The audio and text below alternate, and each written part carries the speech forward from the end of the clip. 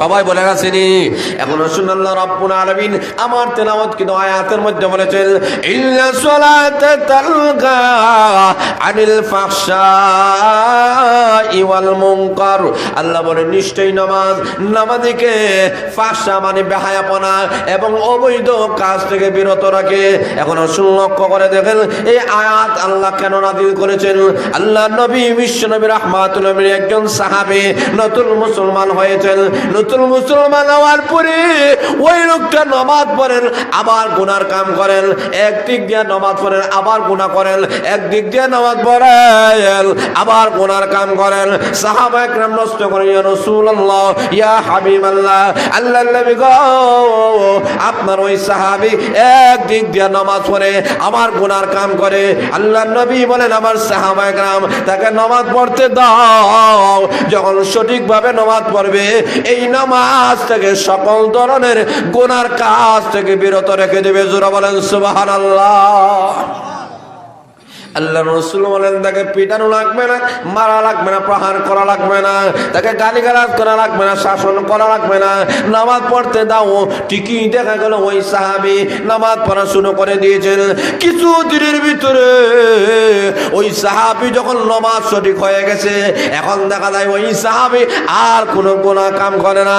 তখন আমার মহান আল্লাহ রাব্বুল আলামিন ওই সাহাবীর বেলায় আমার তেলাওয়াত কিন্তু আয়াত আল্লাহ নাযিল করে দিলেন। আল্লাহ নাযিল করে আল্লাহ জানায় দিলেন ইন্নাস সালাতা তানহা আনিল ফাহশাই ওয়াল মুনকার। নিশ্চয়ই নামাজীকে সকল ধরনের বেহায়াপনা এবং অবৈধ কাজ থেকে বিরত রাখে। জোরে বলেন সুবহানাল্লাহ। তো এই আয়াতের মাধ্যমে আমাদেরকে আল্লাহ এই শিক্ষা দিয়েছেন যারা নামাজ পড়ে এরা গুনার কাম করতে পারে, জোরে বলেন পড়তে পারে না। আর যারা গুনার কাম করে এদের নামাজ, কথা বলেন ঠিক না। যদি দেখেন কোনো মানুষ নামাজ পড়েন আবার সুকুলকুরি করে, গীবত করে, জিনা করে, মদ খায়, গাঁজা খায়, সুদের ব্যবসা, ঘুষের ব্যবসা সব জিনিসের সাথে জড়িত আছে, বুঝবেন তার নামাজ সঠিক হইতেছে না। জোরে বলে ঠিক না ঠিক। আর যেই মানুষটা ফাঁস বেলা নামাজ পড়ে আর দেখবেন এখন আর গুনাহ করে না, বুঝতে হবে এই নামাজ আসল নামাজ, এই নামাজ তার জন্য মেরাজ। জোরে বলেন সুবহানাল্লাহ। আল্লাহ নবী বিশ্বনবী রাহমাতুল আলামিন ঘোষণা করেছেন ওই নামাজটা তার জন্য নাজাতে মুসিনা হয়ে যাবে, নামাজটা দুনিয়ার মধ্যে তার জন্য মেরাজ হয়ে যাবে।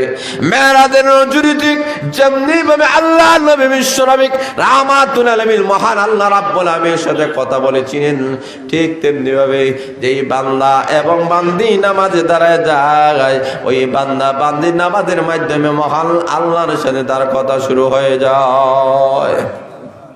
বান্দা যখন নামাজের মধ্যে বলে আলহামদুলিল্লাহ, সমস্ত প্রশংসা আল্লাহ, তখন জবাব দেন লিমানিল হামদ, বান্দারে কার জন্য সমস্ত প্রশংসা?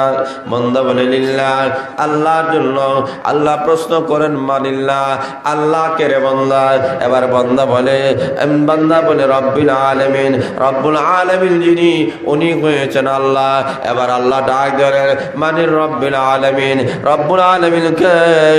বান্দা তখন বলে মালিক ইয়াউমিদ্দিন, আর রহমান, আর রহমান যিনি তিনি। আল্লাহ বলেন মানির রহমান, রহমানকে। আবার বান্দা বলে আর রহিম, রহিম যিনি তিনি। আল্লাহ নষ্ট করে মানির রহিম, রহিমকে। তখন বান্দা বলে মালিক ইয়াউমিদ্দিন, কিয়ামত দিবসের মালিক যিনি তিনি হয়েছেন রহিম।